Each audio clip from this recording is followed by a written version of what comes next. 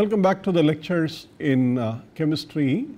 So far we have studied a couple of model problems, namely the particle in a one-dimensional box, two-dimensional boxes, and also the electron in the hydrogen atom. Basically we looked at the solutions and tried to understand what was meant by quantization and energies and transitions between the energy levels and so on. The other extremely important model problem, both from physics and chemistry, is the problem of harmonic oscillators, which is also well known from the classical mechanics. What we would do is to study the elementary quantum mechanical aspects of harmonic oscillator using the wave function method. Later in an advanced lecture I would talk a little bit about the different types of raising and lowering operator formalisms of harmonic oscillator. But in this set we would look at it as a wave function method, and as has always been in the last lectures, a few lectures, we start by looking at the energy of the harmonic oscillator from a classical mechanical point of view, and then convert that into a quantum mechanical Hamiltonian and look at the solutions. The harmonic oscillator by definition is about small amplitude oscillatory motion about an equilibrium position, or periodic motion such as motion on a circle. These things can be easily understood as caused by a restoring force which is proportional to the displacement away from the equilibrium, but in the opposite direction. So let me write down harmonic motion, small amplitude oscillation about equilibrium. If you want to visualize that, here are some simple pictures. So these are some examples of what is meant by a small amplitude vibration or oscillation about an equilibrium position. Now the restoring force, if you write that, it is proportional to the displacement vector from the equilibrium, and the mathematics is that the proportionality constant is a constant, and since it is in the opposite direction it is minus kx. We would assume that the force is in a direction of opposite to that of the displacement, so we do not need to worry about the vector arrow here, but is the negative derivative of potential with respect to the distance or with respect to the position coordinate. This is equal to kx, and you can see therefore the potential energy V of x is with a minus kx and a minus kx. Therefore V of x is the integral kx dx, which gives you kx square by 2 plus a constant.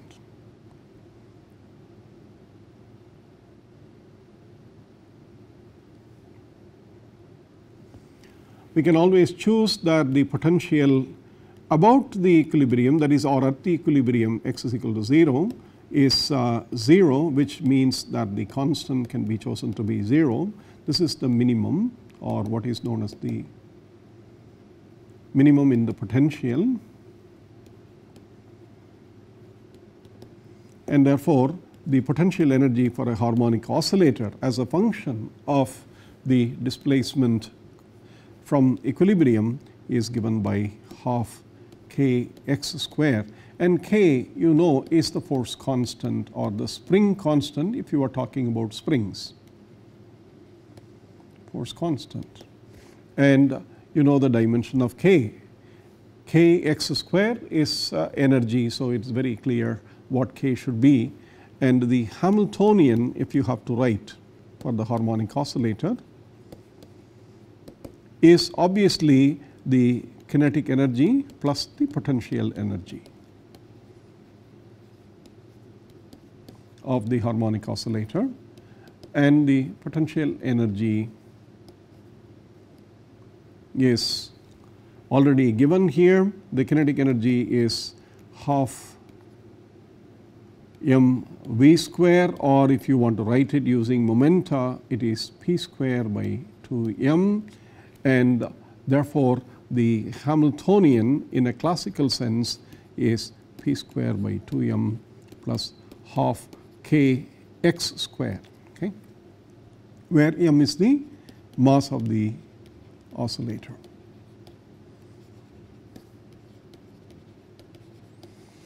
If you are worried about a diatomic molecule or vibration of a diatomic species, then m is replaced by the reduced mass of the diatomic molecular system for vibrations. Okay. Also, please remember, the harmonic oscillator is associated with a frequency nu or an angular frequency omega, which is 2 pi times nu. This is the angular frequency in radians per second. This is the frequency linear per second. The frequency of a harmonic oscillator in a classical form is something that you all know. It is 1 by 2 pi square root of the force constant by the mass.